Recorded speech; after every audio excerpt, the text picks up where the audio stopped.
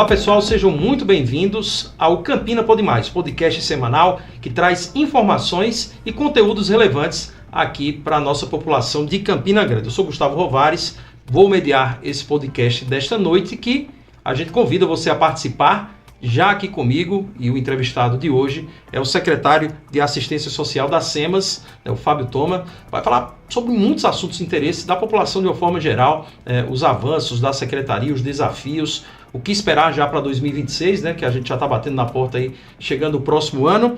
Então, prazer tê-lo aqui, seja bem-vindo, Fábio. É um prazer, Gustavo, cumprimentar todos os seguidores do Campina Pode Mais, do podcast que a gente está aqui hoje.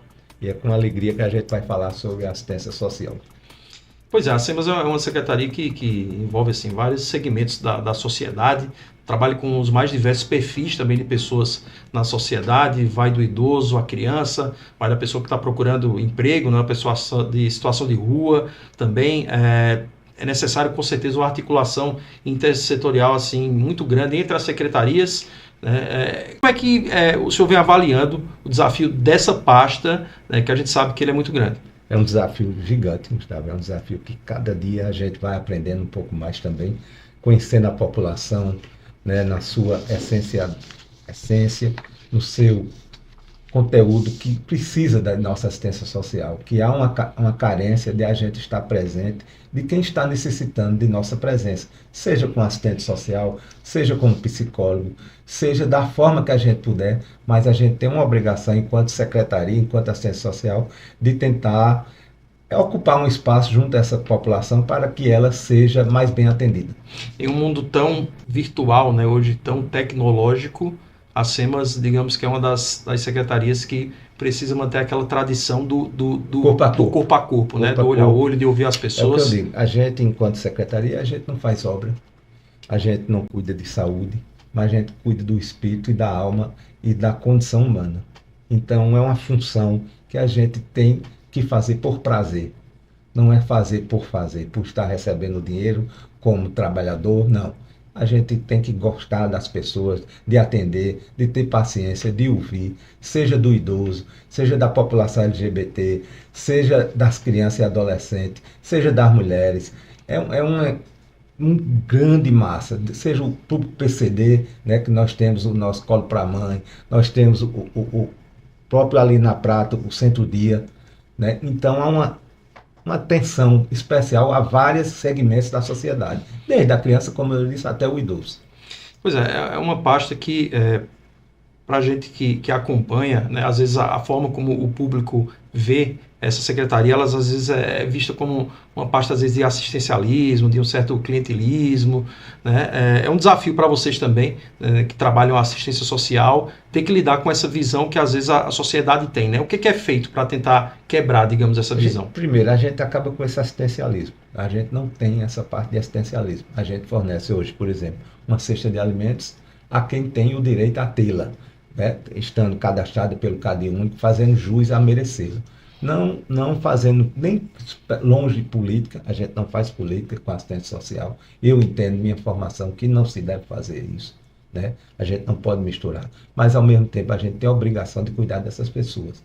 Seja, como eu disse, através de uma cesta de alimentos, seja o nosso Cadê Único que atende para que a pessoa possa ter os benefícios do governo federal, o Bolsa Família, seja o nosso restaurante popular, que aí está a todo pleno vapor, mais 250 mil refeições já fornecidas, 500 refeições dias. Então há todo um cuidado, seja no idoso, no centro de convivência, que uma vez eu falei com você mesmo, Isso. E falei sobre o centro de convivência. Nós atendemos mais de 900 idosos por mês ali no nosso centro de convivência, lá nos Cuitéis. Então é um prazer muito grande estar cuidando dessa população. Inclusive a gente vai tocar nesse assunto mais para frente de novo. Por mais que seja uma secretaria que precisa ser muito humana, lidar Isso. com as pessoas diariamente, esse contato, esse corpo a corpo, é inevitável a gente falar sobre a tecnologia também, com a chegada do VLT aqui a Campina Grande, eu acho que é um nós assunto fazemos parte também, de todo esse processo, da implantação do VLT. Pois é, esse levantamento que vem sendo feito pela secretaria das pessoas que moram ali às margens, de onde passará ou passa já os trilhos do VLT, como é que ele vem sendo feito, como é que vocês vêm lidando com essa situação, porque é uma grande mudança, justamente no dia a dia das pessoas. A gente está acompanhando, tem todo o acompanhamento, todo um levantamento de quem vai precisar sair dali, seja com aluguel social, seja com indenização.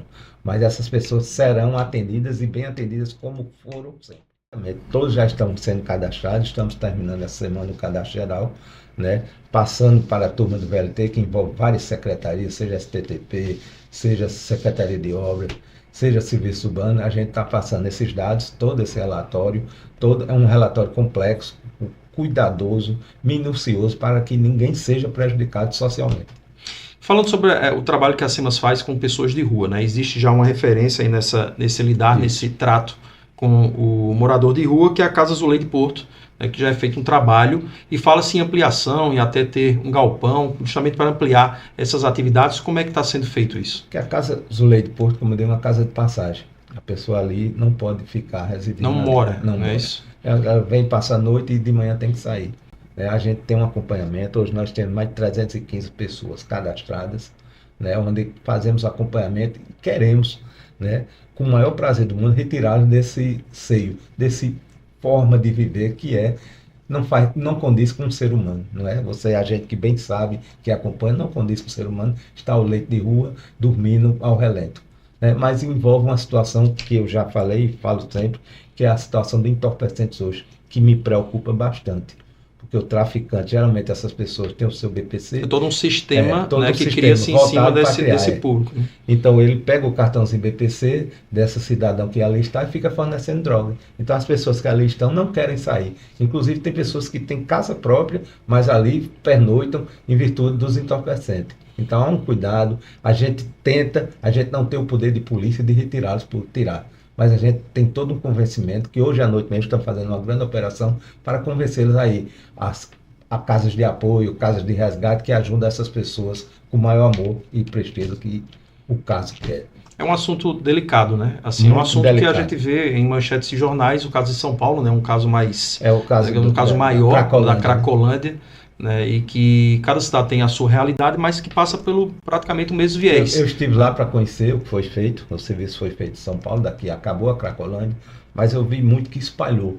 Isso. Né, não chegou a acabar. Espalhou aquelas pessoas que ali estavam na Cracolândia para outros setores. Talvez isso se torne até um pouco mais difícil depois disso, né? Porque cada núcleo junto, começa a criar uma cultura. Quando estava junto era mais fácil. Aí cada núcleo desse vai ver um chefe, e você sabe, vem um chefe de boca, é toda uma complexidade. A assistência social, em se tratando dessas cidadãos que estão em vulnerabilidade social, é uma situação muito complexa, é uma situação que às vezes as pessoas falam sem ter o mínimo conhecimento, o menor conhecimento. Uma coisa que a gente fala muito e até justificado, é que não dê esmola, né? Que não leve alimentos toda noite para ali, porque o que acontece? Você está dando um jeito àquela pessoa ali continuar, né? Levem ao centro pop que nós temos, nós recebemos doações com o maior amor possível, com o maior carinho, para dar uma assistência como deve ser feito. Embora você incentivando que essas pessoas ali permaneçam, ali só vai crescer. Justamente. E quem sofre passa a ter uma estrutura, né? Passa a ter própria população, os comerciantes, as pessoas que ali residem, estão sofrendo com isso também, né? O cidadão que está ali em vulnerabilidade está sofrendo, mas as pessoas que vivem daquele local também sofrem. Então há todo um cuidado, um acompanhamento. Eu prezo muito para que as pessoas que vão ali dar alimentos, é um gesto brilhante, né? Dar roupas, dar alimentos, é um gesto brilhante, mas não vamos incentivar para que aquelas pessoas permaneçam ali. Inclusive, vindo agora há pouco para cá, né, passei por uma situação como essa na Praça Clementino Procópio, né? Algumas pessoas hoje vamos estar ali, conseguem ver que são pessoas de igreja, né, que fazem esses atos. Tem uma família, né? 2 ou 3 famílias que tem casa, que ficam ali o dia todo, só para esperando chegar o alimento da igreja, para depois retornar à sua casa. Mas passa o dia ao relento ali, aguardando a alimentação. Secretário, 2025 foi um ano de 35 anos, né? É o ano ainda do Estatuto da Criança, né, e do Adolescente.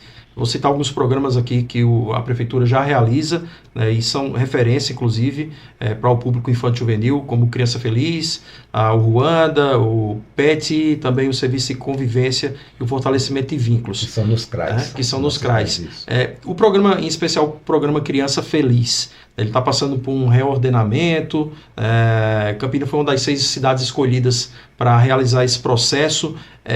O que explica essa escolha, né? Por que Campina Grande está entre essas 6 cidades? Devido ao trabalho que vem sendo feito, implantado, um trabalho sério, um trabalho cuidadoso com as crianças, com as famílias, porque o Criança Feliz visita a família em casa, né? A entender a realidade. Entender como aquela criança está vivendo e sobrevivendo.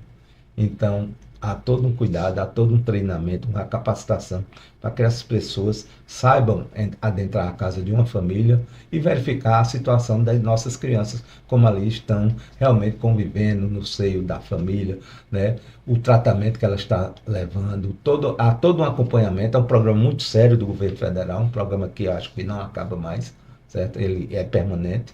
Então, o governo federal nos repassa recursos para que possamos conduzir esse programa dessa forma tão brilhantemente. E hoje Campina Grande é a referência, junto ao Ministério, como uma cidade que cuida realmente do programa, que cuida das nossas crianças. Eles estiveram aqui para fazer uma capacitação e foi informado dessa qualidade de Campina Grande, do cuidado com nossas crianças através do Criança Feliz. Inclusive, hoje realmente a gente que transita muito em Campina Grande, que anda por Campina Grande, vê que, pelo menos assim, é raríssimo a gente ver uma criança em um sinal. Conseguimos acabar em muitos anos que isso não aconteceu, acho que nunca aconteceu, né? Já vamos para quase 6 meses que nós não identificamos mais uma criança no semáforo de Campina Grande. Porque esse trabalho é contínuo, né? Ele fiscaliza. A assistência social é um serviço invisível, é uma ação invisível.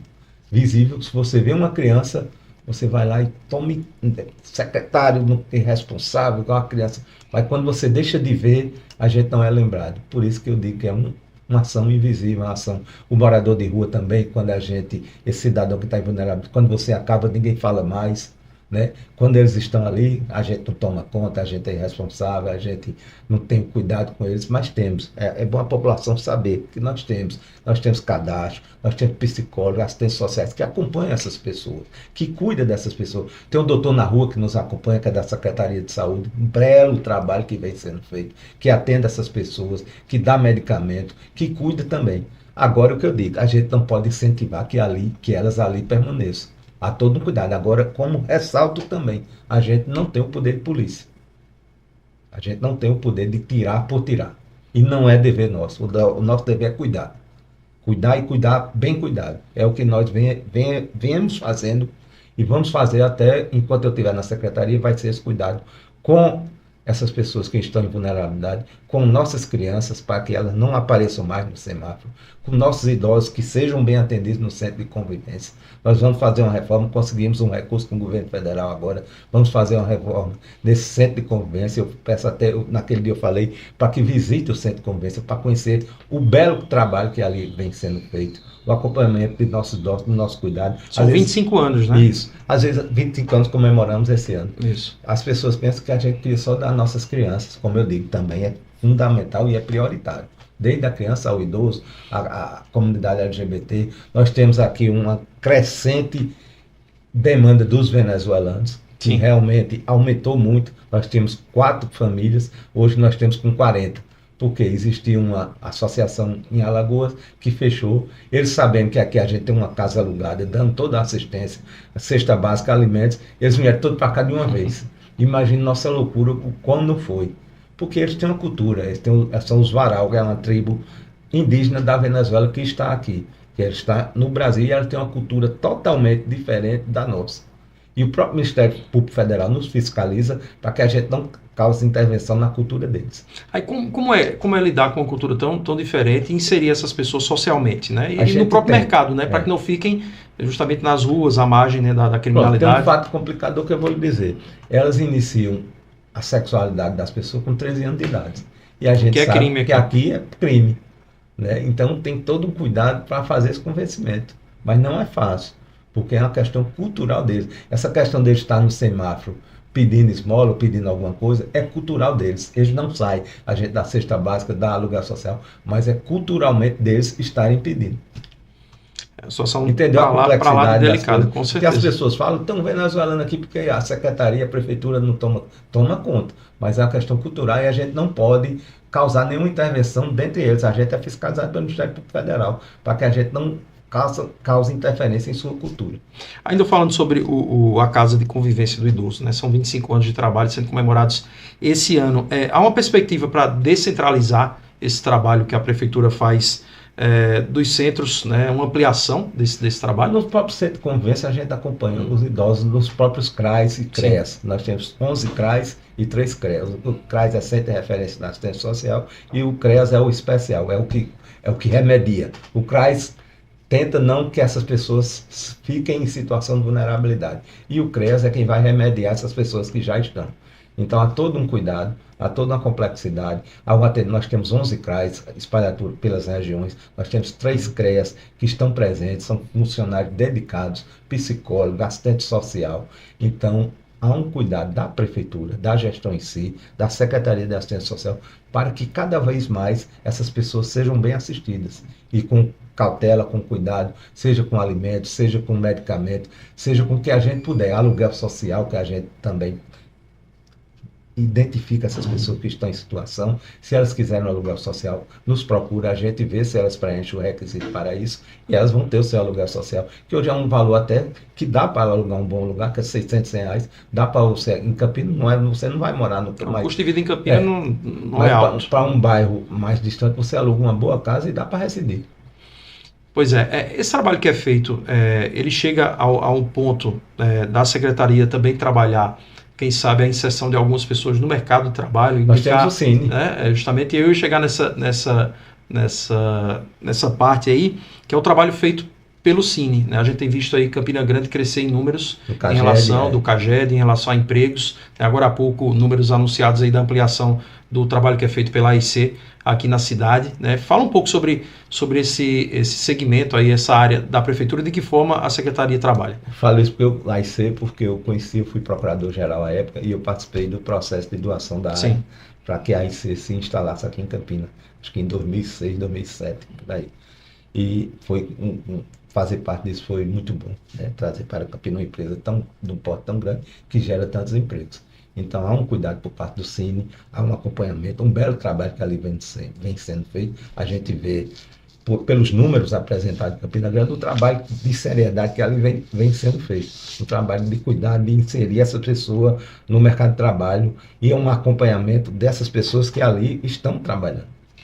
Pois é importante, né? Porque esse encaminhamento que é feito pela Secretaria, ele impacta diretamente em números, né, que a gente consegue sentir de forma rápida. É o número da pujança de Campina Grande, né, que a gente vê e tem identificado, melhorando cada vez mais esses números, graças ao trabalho que vem sendo feito por todo o órgão, prefeitura como si só, o nosso Cine, que ali está presente, e a nossa secretaria, que é a Secretaria de Assistência Social, que absorve tudo isso e as pessoas que às vezes não sabem, tá, Gustavo? A imensidão que é a secretaria, que ela abrange o Cine, ela abrange os centros de convivência, os centros de referência, nós abrangemos as crianças e adolescentes, né? Nós temos, como eu vou lhe dizer agora, nós temos 4 casas de acolhimento.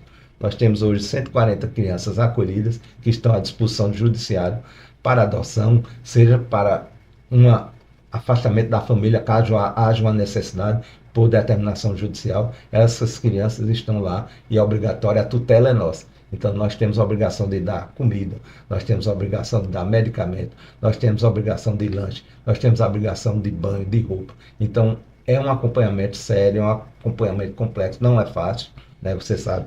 A manutenção dessas casas dá trabalho, porque a criançada realmente é criança. A gente foi criança, sabe, né? Entope, quebra, não tem hora. Então é um plantão, inclusive as casas trabalham em regime de plantão, nossos funcionários, é um plantão 24 horas que a gente não para, e você sabe, criança e adolescente, quando é bebê, nós temos a casa do bebê, né, que as crianças que recém-nascidas que ali estão, mas nós temos os adolescentes, 16, 17, 15 anos, que dá um pouco de trabalho. Fase transitória normal, né? Mas que precisa a atenção que o adolescente precisa. Diferente. A gente age como se fosse a família.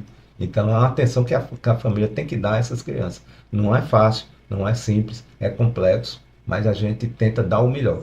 E com certeza dá, porque os funcionários que ali estão são capacitados para isso. Nós temos todo o cuidado quando designamos um funcionário para lá, que tenha uma capacitação, que tenha todo um perfil para que atenda melhor as nossas crianças. A gente falou sobre o Cine que atua nessa situação de busca por mão de obra, né, e os CRAs, né, os Centros de Referência de Assistência Social, eles são unidades que estão ali inseridas, né, entranhadas nos bairros.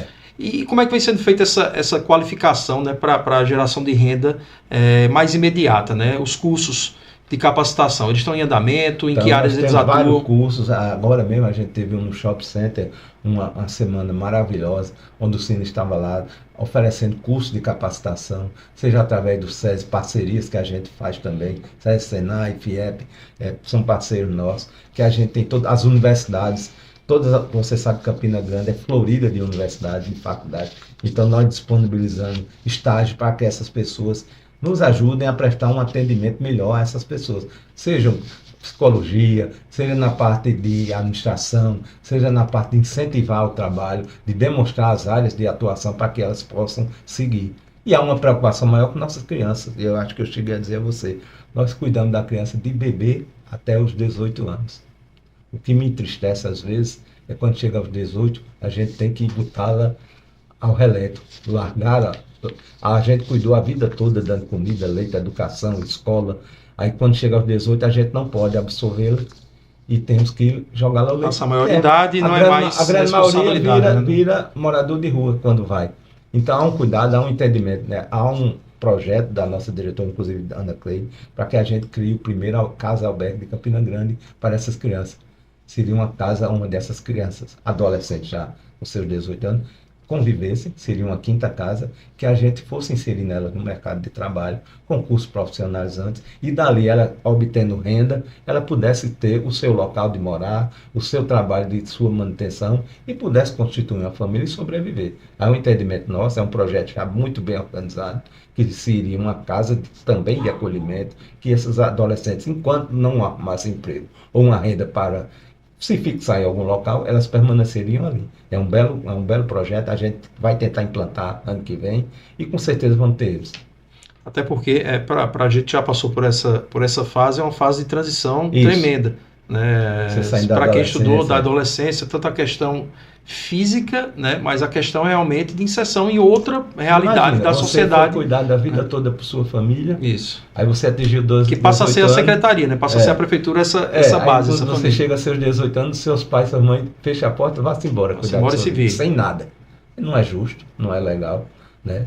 Você tem que incentivar que essas crianças entrem no mercado de trabalho e obtenham a sua vida de forma saudável, trabalhando, cuidando, constituindo família e prestando um bom serviço para a sociedade. Com certeza. Secretário, o Brasil tem apresentado aí nos últimos tempos uma melhoria na política de segurança alimentar e nutricional, atingindo aí patamares que há 20 anos, pelo menos 20 anos, ele não conseguia atingir. Em Campinas a gente tem um equipamento, né, que é justamente, que contribui para o enfrentamento da insegurança, né, alimentar, que é o Prato do Povo. Cerca de 2 anos, um pouco mais de 2 anos de funcionamento. É um modelo a ser replicado em outras cidades, né? E o que foi feito para se tornar essa referência? Um trabalho sério, um trabalho que exige uma dedicação também. Você sabe que ali nós fornecemos 500 refeições por dia, a R$1, né? É um valor irrisório. Com certeza. Né? Para que essas pessoas sejam bem atendidas. Seja da nutrição, nós temos uma nutricionista, um acompanhamento para que essas pessoas ali recebam um bom alimento, não só na qualidade, mas também a nível nutricional. Então há um cuidado para que essas pessoas realmente, ao fazerem sua refeição ali, sejam bem atendidas. Desde a boa alimentação, como eu disse, a questão nutricional. Porque não é alimentar por alimentar, não, né? Tem que não. ter um acompanhamento, um balanceamento, tudo que é feito por nutricionistas. Hortifruta, a gente também dioturnamente, diariamente, a gente leva essas hortifrutas a todo um cuidado para que não estejam com alimentos realmente um pouco estragados. A gente tem todo um acompanhamento de nutricionista, de chefe de cozinha, de chefe de limpeza, seja das panelas ali, um cuidado que a gente tem que ter. É um material muito grande, você tira ali 500 refeições por dia. É um gasto muito grande, sabe? É um acompanhamento que a gente tem que fazer com seriedade para que a população que ali se sirva não também sofra consequências. Né? Seja com infecção, seja comer uma comida estragada, a gente tem todo um acompanhamento para isso. Eu sempre falo que cozinhar, né, alimentar não só o estômago, mas o coração também. Isso. Então tem todo esse cuidado, esse contato humano, né? Porque até a alimentação... Às vezes eu vou almoçar de surpresa lá, dia, às vezes uma vez por mês, 2 vezes por mês, eu chego de surpresa para ver como está a qualidade dos alimentos. E a aceitação tem sido boa. Muito boa, desde o início, mais de 250 mil refeições já fornecidas. Então a população gosta, a população adora que a comida que ali está vem servindo a essa população ali daquela região. Eu acompanhei um caso mais de perto, né, em uma semana ter que levar o carro ao distrito dos mecânicos e acompanhei de perto ali o trabalho que é feito ali e você via o envolvimento, né, da população como um todo e dos comerciantes ali na região que passam o dia, né, são verdadeiros guerreiros, né, que trabalham ali naquela região, e o cuidado e o carinho também das pessoas, em dizer, ó, ali tem uma alimentação boa, ali eu sempre me alimento, ali eu conheci pessoas, virou um centro de convivência ali entre eles mesmos, como eu disse, né, de socialização psicológico, né? também. Que às vezes a pessoa conversando uma com a outra, não deixa de ser um tratamento psicológico, né? Às vezes desabafando, às vezes contando sua história. Então é importante esse acompanhamento, essa alimentação ali, um lugar confortável, que ele se alimente realmente com qualidade, com conforto, para que depois, né, possam trabalhar e a pleno vapor com a bateria recarregada. Mais energia. Era comum a gente passar por ali e as pessoas se alimentarem dentro do local de trabalho. Aí várias matérias, pesquisas, estatísticas mostram que isso não faz bem, principalmente para o psicológico da pessoa, né? Então sair daquele ambiente, né, conviver com outras pessoas, ter essa socialização, como eu disse, não alimenta só o estômago e o coração e também a mente, as energias. Principalmente a mente, que a gente tem que estar com a mente saudável para poder produzir, na realidade. E falando aí de CISAM, nós temos o nosso CRIP, né, que é a Coordenação de Segurança Alimentar e Nutricional, através do CISAM, toma conta, que é um centro de referência de inclusão produtiva que nós temos, que é onde fabricamos os nossos pães, né, seja para as casas de acolhimento, seja para os CRAs ou para os CREAS. O nosso próprio pão a gente que fabrica, né, na nossa vaca mecânica, que a gente assim apelidou, e há uma produção ali gigante de pães para atender essa população que realmente necessita. Seja do Centro Pop, que nós acompanhamos os cidadãos que estão em vulnerabilidade social através do Centro Pop. Seja do Zulei de Porto também, essas pessoas que ali têm que pernoitar, a gente também dá alimentos. A gente dá alimentos na casa de acolhimento. É uma gama gigante de alimentação que a gente produz para dar a essas pessoas, né? Inclusive nós temos o nosso carro do banho, um projeto implantado por a gente, que estava adormecido e que a gente reefetivou, reformamos o carro do banho. Nós levamos esse carro para as pessoas em situação de vulnerabilidade fazer sua higiene pessoal, tomar seu banhozinho, recebe uma muda de roupa quente, tratamento, kit dentário, com pasta de dente, com escova de dente, shampoo, toma um banho, sai feliz dali, ainda vamos no Centro Pop e ainda faz sua refeição. Então eu queria um dia que você acompanhasse para ver o prazer dessas pessoas ali a fazer sua higiene, né? E ali recebem uma mudinha de roupa quente e vão se alimentar. Questão de dignidade, né? Dignidade porque é o principal, é o básico que qualquer ser humano precisa ter. E às vezes a população não entende, né? Você sabe que o Brasil é um berço de muito pensamento, de muito entendimento, que essas pessoas necessitam, né? Essas pessoas necessitam de carinho, não necessitam de esmola. Eu vou dar esmola porque para eu entrar no céu eu vou ajudar. Não é isso. A gente não quer isso. A gente quer que as pessoas sejam bem atendidas e que possam sair daquela situação. A gente não quer incentivar que ali elas permaneçam, dando alimento ali onde elas estejam. Nós queremos que ela vá ao Centro Pop, seja bem atendida e vá tomar destino de sua vida, seja para trabalhar, seja para cuidar de sua família, que não permaneçam no leito de rua sofrendo. Então você sabe que sofre pelo traficante, sofre por cidadão que não compreende essas pessoas que ali estão. Então é uma complexidade muito grande que a gente tem que acompanhar, tem a obrigação de acompanhar. Que sofre pelo traficante que depende daquilo. Isso. É o dia a dia dele, né? O comércio dele. Exploram eles. Né? Então por isso a necessidade desse trabalho que vai de uma ponta a outra. Né? E não aquela, quando a gente começou lá atrás, aquela ideia de assistencialismo, né? De algo que assim, ele é pontual ou político, né? É algo humano. Porque ele não resolve nada. Ele não resolve nada, ele não dá dignidade à pessoa. Pelo contrário, a pessoa está ali se vendendo por uma muda de roupa, por um prato de comida, né? Ficando ao leito de rua. A pessoa que ali às vezes fornece, explora essas pessoas, seja pegando seu BPC, de todas as formas. Não vou nem falar as formas, que é para a população não ter o entendimento, a visão que a gente tem, como essa exploração é séria, tem que ser combatida com seriedade.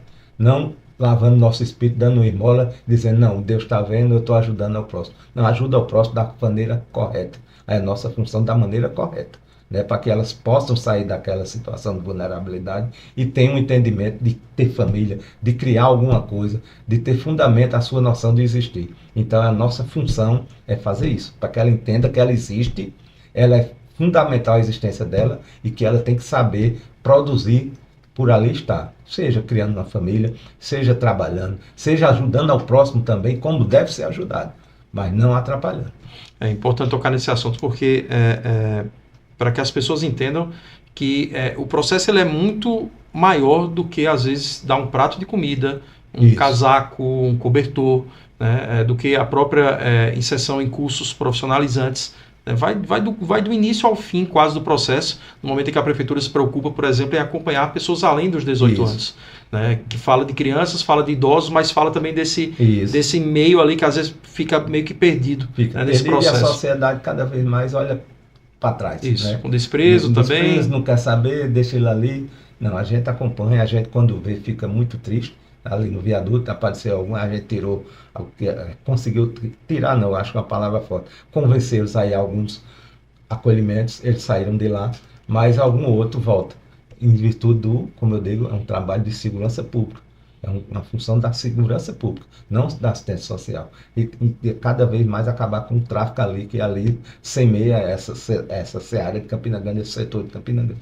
Só chegando aqui na reta final do nosso bate-papo aqui do podcast, me lembro de um caso que o senhor tocou nele lá na visita a SEMAS sobre o que era, né, isso aí era uma questão praticamente que cultural também, falando assim, aquele nicho de pessoas, né, de entorpecente que era vendido e tudo mais por trás do antigo Sesc, do Sesc Centro, né, que foi um trabalho, acho que até um trabalho exemplar, né, um caso de sucesso, porque ali realmente existia todo um sistema, um ecossistema criado junto à feira e tudo mais. Acho que é importante tocar nesse assunto até para a população entender por que mudou aquela realidade. A gente fez um acompanhamento, acho que de 6 meses.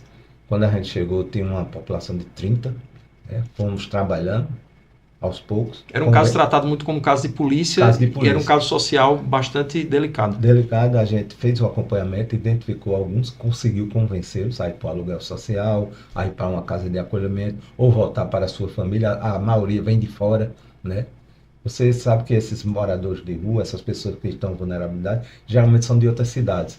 Quando há um trabalho bem feito por parte do poder público de onde elas estão, para que elas se afastem disso, elas migram para outras cidades para ali continuarem a sua tentativa de sobreviver, que ali é a sobrevivência mesmo. Mas, em virtude do tráfico, elas não podem sair da situação. A gente pensa que ela não sai daquela situação porque não quer. Né? Porque ela não sai porque está vinculada ao tráfico. É um trabalho de segurança pública para que nós acabemos com esse tráfico de drogas, que pegam o BPC dessas pessoas e ficam retendo os recursos que ela recebe do governo federal para fornecer em droga. Então há um cuidado. A grande maioria hoje, os que ali estão, sim, são os usuários de entorpecentes. São pessoas que são exploradas pelo tráfico. Um ou outro, raramente, não se envolvem em entorpecente. Para a gente fechar aqui, qual seria a mensagem que o senhor passa para a população de Campina em relação a 2026? Quais são os maiores desafios? Seria a continuidade de boa parte desses projetos que são tocados já por Campina Grande, que já é referência em vários desses projetos aí em nível nacional. Como é que tá? Nossos programas são referências, né, no governo federal. Criança Feliz, nós temos a gerência da criança e do adolescente, nós temos nosso Conselho da Criança e do Adolescente, que trabalha muito bem, nosso Conselho da Assistência Social, que trabalha muito bem. Então há todo um acompanhamento nosso para que as pessoas entendam, principalmente entendam e saibam o que é a assistência social. Eu digo sempre, pode visitar a secretaria, nós temos o maior prazer de demonstrar essa pessoa um dia de assistência social, o que é um dia da Secretaria de Assistência Social, a SEMAS em Campina Grande, desde o jovem, da criança, do adolescente, do venezuelano, da população LGBT, dos migrantes, das nossas crianças, dos idosos, da mulher. Então, há um cuidado da criança que tem TEA, da criança que precisa do atendimento do colo para a mãe, que precisa do atendimento PCD também. Então, há todo um cuidado. É uma secretaria que eu considero a mais importante Está entre as mais importantes, mas eu considero a mais importante, que nós cuidamos de todo mundo. Nós cuidamos do idoso, nós cuidamos do adolescente, nós cuidamos daquela que está em meia idade, nós cuidamos de quem tem TEA, nós cuidamos de quem tem necessidades especiais, nós cuidamos das mulheres, nós cuidamos da população LGBT. Então, é uma complexidade muito grande. Basta dizer que nós temos mais de 1.200 servidores hoje na Secretaria de Assistência Social. Então, a gente vai chegando ao fim aqui dessa conversa, né, aqui no Campina Pode Mais. Agradecer ao senhor, secretário, pela participação, né? Acaba sendo uma conversa bem esclarecedora para a população de Campina Grande, e eu não vou dizer só para a população de Campina Grande, né, porque os bons exemplos, né, o senhor já citou aqui idas ao Rio de Janeiro, a gente conversava em off aqui a outras cidades, onde vai se tentar entender um pouco de casos que estão dando cidades, certo, né, e aqui a gente replicar, por que não? Realmente conseguiu acabar com o morador de rua. Eu tenho acompanhado, né, cidades que estão tendo um bom êxito, tenta entender o trabalho, se a gente pode, porque cada cultura, cada região tem sua cultura. Se a gente tem condições de implantar aqui no Nordeste, esse entendimento de cidades que tiveram êxito em combater as pessoas em vulnerabilidade na rua. Basta dizer que São Paulo não conseguiu, Rio não conseguiu, Belo Horizonte, Minas Gerais, você sabe, Belo Horizonte não conseguiu, Recife não conseguiu. Não é simples. Não é simples, porque são cidades grandes. Campina Grande, como é uma cidade de médio porte, médio para grande, já é muito complexo para a gente tentar, né, resolver de uma vez, do dia para a noite. A gente não vai conseguir. Mas com a consciência da população, nós conseguimos resolver a da criança e do adolescente, né? Um trabalho bem feito pelo Ruanda, o próprio Ruanda, que acompanha essas crianças que estão em vulnerabilidade social. A gente sabe onde cada uma reside, onde elas estão sendo exploradas. Se tiver, a gente informa a Vara da Infância e Juventude, ele é acolhido com nossas casas de acolhimento. Então há todo um cuidado, uma complexidade que a gente precisa, que a população tenha esperança realmente de que a gente consegue mudar, mas consegue mudar da forma correta. E com o apoio dela, né? Com o apoio da sociedade. Com a conscientização. Precisamos de tudo, de todos que tenham essa consciência e que nos ajudem, né? Existem campanhas para a arrecadação da própria secretaria, seja um cobertor, campanha do agasalho, né? Que a gente precisa de arrecadação de alimentos às vezes, mas a gente recebe e sabe distribuir e como distribuir. Para onde levar. E para onde levar. Há todo um cuidado nisso, porque senão a gente vai incentivar e só vai crescer. Então tá ok, brigadão aí, boa sorte aí nesse desafio, que vai além de um trabalho, eu chamaria de uma missão. É uma missão e vocação. Não é todo mundo que sabe estar à frente da assistência social e que tem a vocação de saber escutar, né, o outro. Que a função nossa hoje é mais escutar do que atuar e saber o que ela está precisando. Essa é a nossa função, e dizer para a sociedade que tenha realmente esperança, que a gente vai mudar muita coisa. Muito obrigado. A gente soube hoje, né, ficou por dentro, né, das atividades, das ações, dos projetos, que inclusive Campina Grande é referência em vários deles aqui citados durante esse Campina Pode Mais, com o Fábio Thoma, que é justamente secretário da SEMAS, que trabalha diretamente aí na assistência social. Vou aqui para a minha colinha, porque é muita gente, né, que participa, que está aqui por trás dos bastidores do Campina Pode Mais, agradecendo a todos aqui, a produção, né, o roteiro da Tarsila Oliveira, do Glebson Rodrigues, a sonorização e edição do nosso amigo Magno Souza, que está aqui ao lado, edição executiva e coordenação geral da professora Carla Borba, com a apresentação hoje aqui do jornalista Gustavo Rovares. O podcast Campina Pode Mais fica disponível aí no YouTube, tá certo? No @Campina Pode Mais, vai lá, pesquisa, outros secretários já passaram por aqui também, outros virão, então fique ligado aí porque em breve a gente vai estar de volta com mais informações relevantes, né, temas importantes e convidados especiais, tá bom? Então, até o próximo episódio.